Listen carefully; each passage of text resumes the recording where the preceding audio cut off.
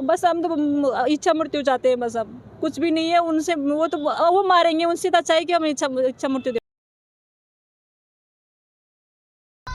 राजस्थान में नई सरकार बनने के बाद लॉ एंड ऑर्डर की स्थिति सुधारने के लिए मुख्यमंत्री भजनलाल एक के बाद एक बैठकें कर अपराधियों पर सख्ती बरतने के निर्देश तो दे रहे हैं, लेकिन प्रदेश की कानून व्यवस्था हर दिन सरकार को चैलेंज कर रही है।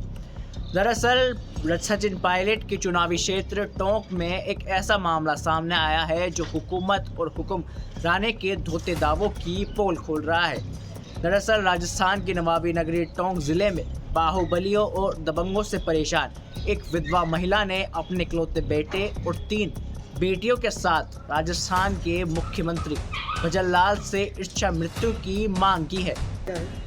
बस हम तो इच्छा मृत्यु चाहते हैं, बस अब कुछ भी नहीं है उनसे, वो मारेंगे, उनसे तो अच्छा है कि हम इच्छा मृत्यु दे दो। वो कौन व्यक्ति है? वो दसरा मीणा है, वो जो प्रचारक भी बनता है टोंक जिला का, बोलता है कि मैं प्रचारक हूँ, तुम दिल्ली तक चल जाओ, मेरे इतना लंबा आता है कि दिल्ली चल जाओ या जयपुर जाओ, कहीं भी जाओ, लेकिन नहीं छोड़ूंगा। हाँ, शंकाकारी थे वो। और शिक्षक भी है। आज क्या किया है? आज बस मैम तो मरना चाहते हैं, बस हमारे सरसों काट के ले गए वो। बस कुछ भी नहीं बोला उन्होंने, तो बोला है कि ठीक है करूँगी मैं, लेकिन हमें नहीं लग रहा है कि वो करेंगे। 2 साल से बहुत बार आ गए यहाँ पे, कुछ भी नहीं किया। पुलिस तो उनसे मिली है, बोलते हैं निकल जाए, तुझे मार देंगे अकेली को, निकल जाए यहाँ से। 8 अपने बेटे के साथ इच्छा मृत्यु मांग रही ममता जांगिड़ का आरोप है कि गांव के पास सोलतपुरा निवासी जसराम मीणा, जो खुद को आरएसएस का नेता बताता है और अपने साथियों के साथ मिलकर उसको और उसकी बेटियों को परेशान करता है, उसकी ज़मीन पर कब्जा कर हथियाना भी चाहता है और पुलिस के साथ प्रशासनिक अधिकारी भी उसकी शिकायतों पर कोई कार्रवाई नहीं कर रहे हैं। कुछ भी नहीं बोला उन्होंने, तो बोला है कि ठीक है करूँगी मैं, लेकिन हमें नहीं लग रहा है कि वो करेंगे। 2 साल से बहुत बार आ गए यहाँ पे, कुछ भी नहीं किया।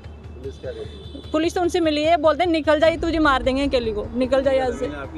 8 बीघा जमीन। बताया कि वो पिछले 2 साल से न्याय के लिए भटक रही है, लेकिन उसे अभी तक न्याय नहीं मिला है और अब उसे न्याय की कोई उम्मीद भी नहीं है, जिसके चलते जिला कलेक्टर सौम्या झा को सौंपे मांग पत्र में मुख्यमंत्री भजनलाल सरकार से गुहार लगाते हुए कहा है कि उससे या तो न्याय दे या फिर इच्छा मृत्यु। पीड़िता की इच्छा मृत्यु पर जिला कलेक्टर सौम्या झा ने आश्वासन देते हुए कहा कि दोषियों को बख्शा नहीं जाएगा, साथ ही पुलिस और प्रशासनिक अधिकारियों से इसकी जांच करवाकर जल्द ही कार्रवाई अमल में भी लाई जाएगी।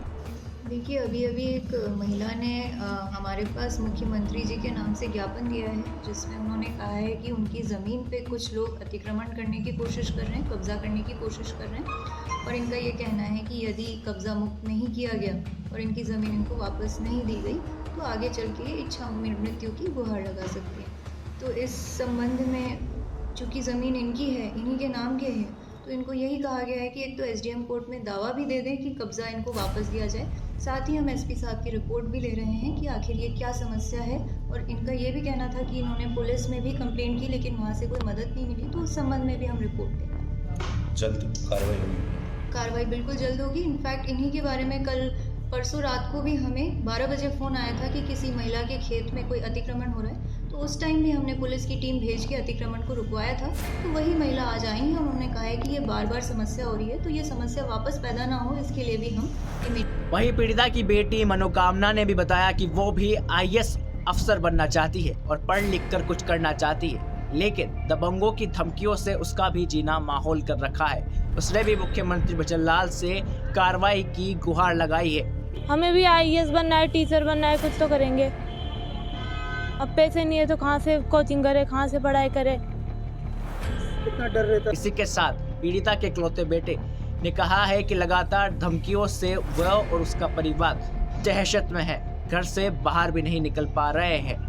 वो क्या सर, बहुत दबंग आदमी है और फर्जी स्टाम्प लिख कर आ गए और हमारी जमीन, पुश्तैनी ज़मीन पर अवैध तरीके से कब्जा कर रहे हैं। और हम जब फसल बोने जाते हैं तो हमारे साथ मारपीट करते हैं, बोने के बाद रात को काट के ले जाते हैं खड़ी हुई फसल को ही, और उनका साथ पुलिस प्रशासन दे रहा है। खैर, इस मामले में जिला कलेक्टर सौम्या झा ने कार्रवाई का आश्वासन तो दिया है, लेकिन सवाल ये है कि खुद को संघ प्रचारक बताकर जमीन कब्जा जैसे घोर धंधे में शामिल दबंगों के गले में भजनलाल सरकार की घंटी बांध पाएगी? राहुल जांगीर, बात राजस्थान।